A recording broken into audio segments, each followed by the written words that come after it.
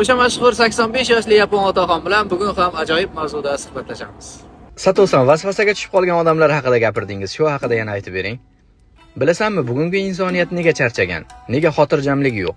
Chunki odamzod hayot bilan emas, o'zi o'ylab topgan mezonlar bilan kurashyapti. Kimdandir o'zib ketish, kimgadir o'zini ko'rsatish uchun harakat qilyapti. Mana shu kapitalizmning eng yomon illatlaridan biri. Bir paytlar boshpana bo'lishi baxt edi. Endi esa uy boshqalarnikidan zo'r bo'lishi kerak. Bir paytlar bilim olish maqsad edi.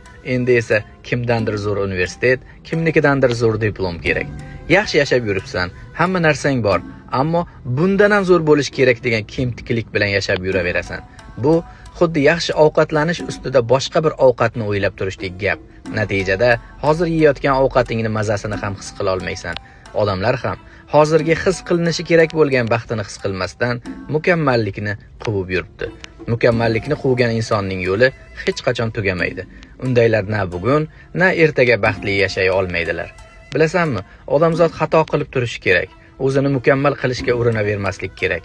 Qilichni har kuni charxlayversangiz, u o'tkir bo'lishi mumkin, ammo u har charxlanganda o'zini o'zi yemiradi va bir kuni ado bo'ladi.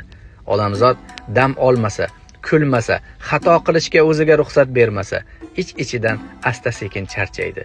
Ko'chada tabassum qiladi, ishda barchasi joyida ko'rinadi, ammo ichida hech kim ko'rmaydigan kurash davom etaveradi.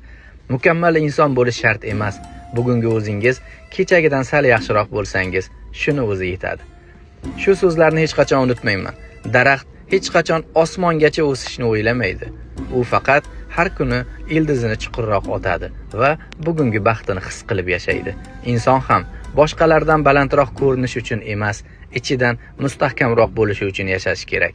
Mukammallik manzil emas, unga ko'r-ko'rona ergashgan insonlar esa ba'zan yo'lda o'z baxtini yo'qotadi.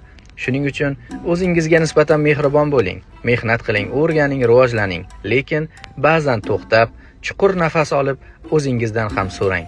Men bugungi baxtim uchun yashayapmanmi yoki faqat mukammal ko'rinish uchunmi?